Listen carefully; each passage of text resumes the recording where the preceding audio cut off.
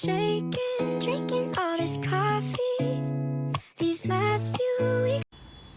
Hi everyone, welcome back to my channel Tasty Tales. ಇವತ್ತು ನಾನು ನಿಮಗೆಲ್ಲ ಟೋಫು ದಮ್ ಬಿರಿಯಾನಿ ಹೇಗೆ ಮಾಡೋದು ಅಂತ ಹೇಳ್ಕೊಡ್ತೀನಿ. And tofu is very good for health. So ನಾನು ಪನ್ನೀರ್ಗಿಂತ ಜಾಸ್ತಿ ಟೋಫುನೇ ಯೂಸ್ ಮಾಡೋದು. ಸೊ ಹೇಗೆ ಮಾಡೋದು ಅಂತ ನೋಡೋಣ ಬನ್ನಿ. ಮೊದಲನಿಗೆ ಒಂದು ಬೌಲ್ಗೆ 1 ಕಪ್ ಕರ್ಡ್, ಆಮೇಲೆ 1 ಸ್ಪೂನ್ ಜಿಂಜರ್ ಗಾರ್ಲಿಕ್ ಪೇಸ್ಟ್ ಹಾಕ್ಕೊತೀನಿ, 1 ಸ್ಪೂನ್ ಚಿಲ್ಲಿ ಪೌಡರ್, 1 ಸ್ಪೂನ್ ಧನಿಯಾ ಪೌಡರ್, 1 ಸ್ಪೂನ್ ಜೀರಾ ಪೌಡರ್ ಮತ್ತು 1 ಸ್ಪೂನ್ ಗರಂ ಮಸಾಲ, ಆಮೇಲೆ ಒಂದು ಸ್ವಲ್ಪ ಕಸೂರಿ ಮೇಥಿ, ರುಚಿಗೆ ತಕ್ಕಷ್ಟು ಉಪ್ಪು, ಇಷ್ಟು ಹಾಕ್ಬಿಟ್ಟು ನೀಟಾಗಿ ಮಿಕ್ಸ್ ಮಾಡ್ಕೊಳ್ಳೋಣ. ಮೊದಲು ಟೋಫುನ ಮ್ಯಾರಿನೇಟ್ ಮಾಡಿಡಬೇಕು ಒಂದು half an hour at least. So ನೀಟಾಗಿ ಮಿಕ್ಸ್ ಮಾಡಿದ್ದೀನಿ. ಆ್ಯಂಡ್ ನಾನಿಲ್ಲಿ ಒಂದು 300 ಗ್ರಾಮ್ಸ್ ಅಷ್ಟು ಟೋಫು ತೊಗೊಂಡಿದ್ದೀನಿ.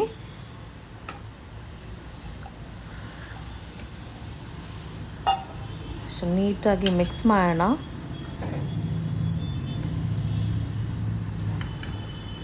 ಓಕೆ, ಮಿಕ್ಸ್ ಮಾಡಿದ್ದೀನಿ ಇವಾಗ ನೀಟಾಗಿ. ಒಂದು ಹಾಫ್ ಆನ್ ಅವರ್ ಇದು ನೀಟಾಗಿ ಮ್ಯಾರಿನೇಟ್ ಆದರೆ ಟೇಸ್ಟ್ ಚೆನ್ನಾಗಿ ಬರುತ್ತೆ. ಓಕೆ, ಇವಾಗ ಇನ್ನೊಂದು ಪ್ಯಾನಲ್ಲಿ ಆನಿಯನ್ಸ್ ಫ್ರೈ ಮಾಡ್ಕೊಳ್ಳೋಣ. ಫುಲ್ ಕ್ರಿಸ್ಪ್ ಆಗಬೇಕು ಆ್ಯಂಡ್ ಗೋಲ್ಡನ್ ಬ್ರೌನ್ ಆಗಬೇಕು. ಸೊ ಚೆನ್ನಾಗಿ ಫ್ರೈ ಮಾಡೋಣ ಇದನ್ನು. ಇನ್ನೊಂದು ಕಡೆ ರೈಸ್ ರೆಡಿ ಮಾಡ್ಕೋಬೇಕು. ಸೊ ನಾನು ಅದಕ್ಕೆ ಕುಕ್ಕರಲ್ಲಿ ನೀರು ಇಟ್ಕೊಂಡಿದ್ದೀನಿ. ಇದಕ್ಕೆ ಒಂದು ಸ್ವಲ್ಪ ಚಕ್ಕೆ, ಒಂದು 5ರಿಂದ 6 ಲವಂಗ, ಒಂದು 2 ಪಲಾವ್ ಎಲೆ, ಒಂದು ಸ್ವಲ್ಪ ಸೋಂಪು,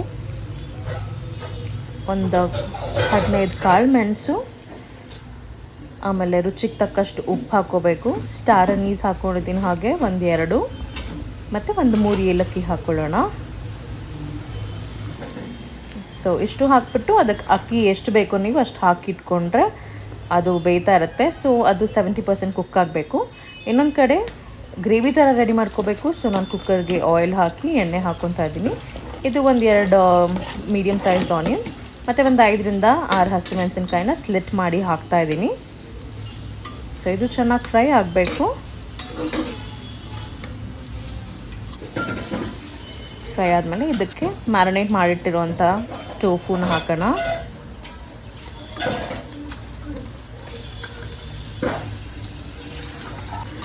ಓಕೆ, ಸೊ ಟೋಫು ಹಾಕಿ ನೀಟಾಗಿ ಮಿಕ್ಸ್ ಮಾಡಿಬಿಟ್ಟು ಇದು ಚೆನ್ನಾಗಿ ಕುಕ್ ಆಗಬೇಕು. ಇದಕ್ಕೆ ಒಂದು ಹ್ಯಾಂಡ್ಫುಲ್ ಪುದೀನ ಮತ್ತು ಅಷ್ಟೇ ಕೊತ್ತಂಬರಿ ಸೊಪ್ಪು ಹಾಕ್ಬಿಟ್ಟು ಚೆನ್ನಾಗಿ ಮಿಕ್ಸ್ ಮಾಡೋಣ.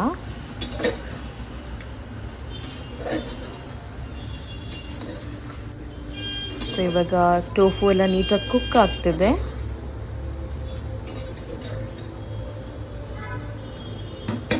ಓಕೆ, ಇದು ಆಲ್ಮೋಸ್ಟ್ ಆಗಿದೆ. ಇವಾಗ ಇಲ್ಲಿ ರೈಸ್ ಹಾಕಿದ್ದೆ. ಸೊ ಇದು 70% ಅಷ್ಟು ಕುಕ್ ಮಾಡ್ಕೋಬೇಕು. ಸೊ ಇದೂ ಆಲ್ಮೋಸ್ಟ್ ಆಗ್ತಾ ಇದೆ. ಆ್ಯಂಡ್ ಇಲ್ಲಿ ನೀವು ನೋಡ್ತಾ ಇದ್ದೀರಾ ಟೋಫು ಎಲ್ಲ ನೀಟಾಗಿ ಕುಕ್ ಆಗಿದೆ.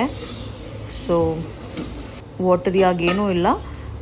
ಇದನ್ನು ಒಂದು ಸ್ವಲ್ಪ ನಾನು ಸೈಡಲ್ಲಿ ಎತ್ತಿಟ್ಕೊತೀನಿ, ಬಿಕಾಸ್ ಲೇಯರ್ ಮಾಡ್ಕೋಬೇಕು.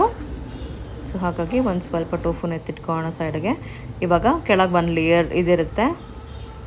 ಸೊ ನೆಕ್ಸ್ಟು ರೈಸ್ ಹಾಕ್ಕೊಳ್ಳೋಣ.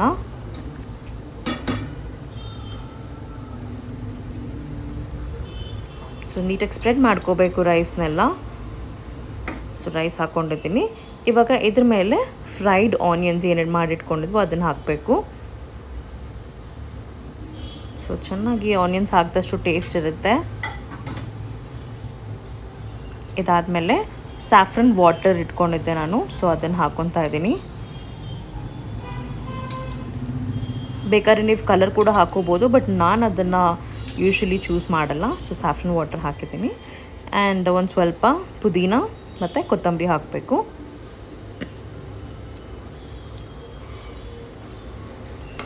ಸೊ ಇದು first layer.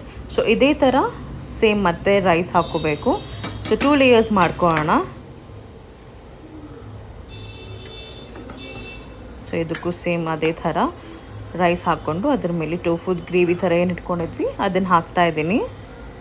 And next as usual fried onions, ಆಮೇಲೆ ಸ್ಯಾಫ್ರನ್ ವಾಟರ್,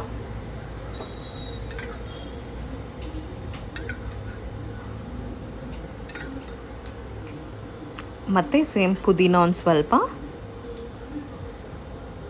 ಆ್ಯಂಡ್ ಕೊತ್ತಂಬರಿ ಸೊಪ್ಪು ಇಷ್ಟು ಹಾಕ್ಬಿಟ್ಟು ಒಂದು ಸ್ವಲ್ಪ ಹೊತ್ತು ದಮ್ ಕಟ್ಟಬೇಕು.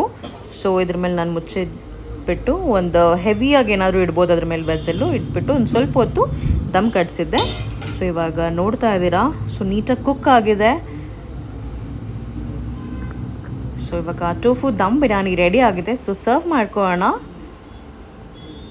ನೋಡಿ, ಆ ರೈಸ್ ಅಂತೂ ಫುಲ್ ಆ ವೈಟಿಶ್, ಆಮೇಲೆ ಆ ಕಲರ್ ಬಂದಿರೋದೆಲ್ಲ ತುಂಬಾ ಚೆನ್ನಾಗಿ ಬಂದಿದೆ. ಸೊ ಪರ್ಫೆಕ್ಟಾಗಿ ಆಗಿದೆ ಇದಂತೂ. ಸೊ ಇದನ್ನು ನೀವು ಟ್ರೈ ಮಾಡಿ ಮನೆಯಲ್ಲಿ, ಆ್ಯಂಡ್ ನಿಮಗೆ ತುಂಬಾ ಇಷ್ಟ ಆಗುತ್ತೆ. ಪನ್ನೀರ್ಗಿಂತ tofu very good for health. So ಮತ್ತೆ ಹೇಳ್ತಿದ್ದೀನಿ, ಟ್ರೈ ಮಾಡಿ and let me know in the comment box. Thank you.